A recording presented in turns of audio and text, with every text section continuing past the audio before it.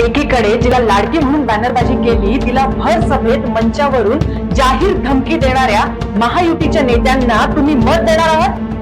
अजिबात देऊ नका. भाजपचे राज्यसभेचे खासदार धनंजय महाडिक यांनी नुकतंच लाडकी बहिणीचे 1,500 रुपये घेऊन काँग्रेसच्या प्रचाराला जाणाऱ्या महिलांची आम्ही व्यवस्था करू अशी धमकी दिली. यात फक्त विरोधी पक्षाचाच प्रचार करणाऱ्या नाही तर सुरक्षेची मागणी करणाऱ्या महिलांना सुद्धा त्यांनी बोल लावलेत.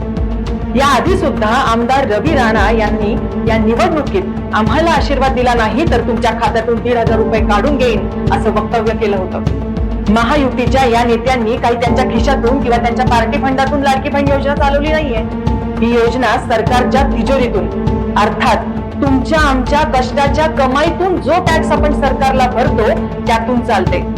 मग ही मगरुरी तुम्ही सहन करणार आहात का? महायुतीचे लाड किती दिखाऊ आहेत हे त्यांनी वारंवार सिद्ध केलंय. ते भलेही वेड्या बहिणीच्या वेड्या मायेच्या आशेवर असू दे पण आता या बहिणीच त्यांना खाली खेचणार. त्या 20 नोव्हेंबरला महाराष्ट्राच्या महिला केवळ महाविकास आघाडीलाच निवडून आणणार आहेत.